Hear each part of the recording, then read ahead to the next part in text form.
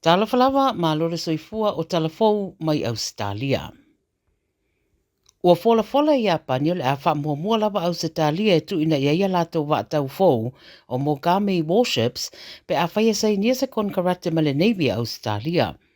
Wai mai le wha ururunga o le vaenga o le puipui ngā ia pani a whaia whiriwhiri e Ausetalia lātou wa aia ma whausanga fou ua whaiai o le a wha le leia atiri ai fo i le sootanga ma le ngāri rue whatas fo i ma Ausetalia ma Amerika. Wari potira iei o fuafuanga e whao o mai Ausetalia se tu ai ngā wa tau fōlea i le masina o Februari. Whita ua ina fo i se furupidi ona le kon karate le nei malo o ilo le mtanga ruenga o puipui ngā Ausetalia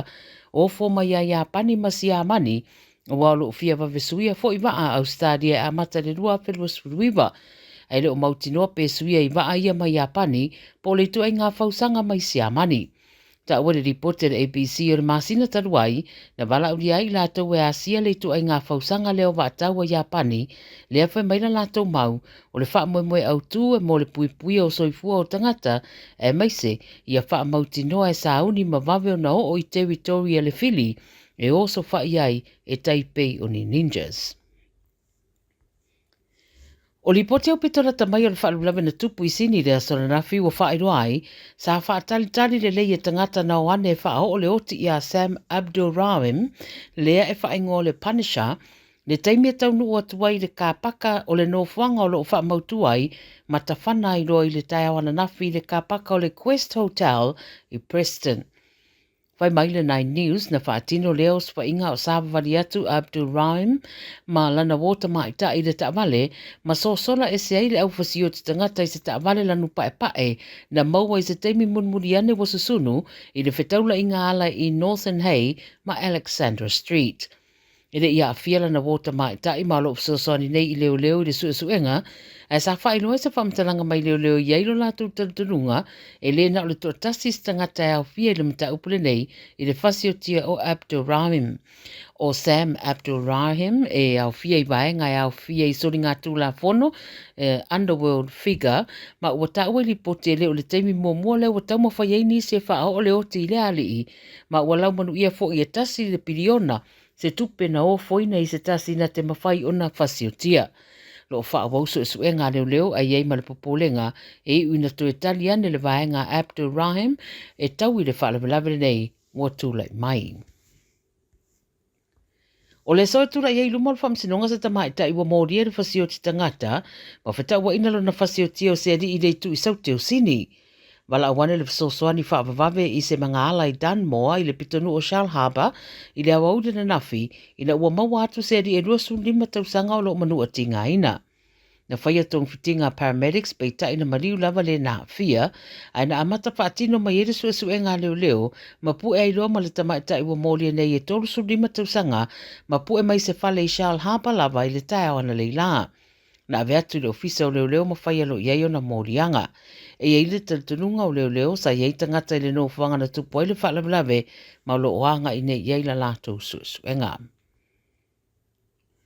Ua whanga solo le vai sa nei le whaaturangana o le amata whaonga ina o le Brisbane Metro le ua whaamatala o le aveo se tasi o swinga tele i le ai i au unanga o whemalanga inga lau tele le stete ma o luna vaenga mua la le ua whaatino ina.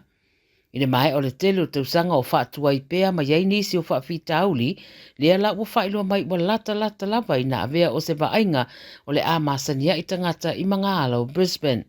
Ulo mua whata ita ia le train e tasi, le Brisbane, le Metro, e peo na whaonga ina i sini, ma o le M2 le ua fuafua le a amata i le va o UQ Lakes, ma RBWH, ma whaasolo atua ilo na vaenga lo na lua, e whaalau ilo i le kuata lo na lua o le nei tausanga, i le vale o Roma Street, ma 8 Mile Plains. Wai mai le so upo le vaenga lo whanga ia le au unanga o le Metro e te tauna iei o na awhianga le lei whemalanga inga ia la te tele ma o le a whaititia i fo i ma le poloka o awala i Brisbane. Wai rua le ala taiwa o Metro taitasi o le a whaingoina i tangata i longa o Brisbane ma o le ri lau iloa le lakapiliki Darren Lockyer leo le a mo i whaingoa i le vaenga mua o le nei fuafuanga. Wauna ia fo i le pulenu o Brisbane tangata ina ia tu wane fina ngalo whaaria, mo ingoa o isi Metro le a whaatautaia au whaasolo le tausanga. O le metro o i tuai ngā trains i lalo le palapala po le underground e o kometi masawa sawa atu na ilo trains ua masani ai le tu tele. Tala muri, ua fautuaina mauna ia le malo tangata Ausetalia ia whae tete i le whaonga ino le au unanga tau sota i ngā saina le AI chatbot le DeepSeek.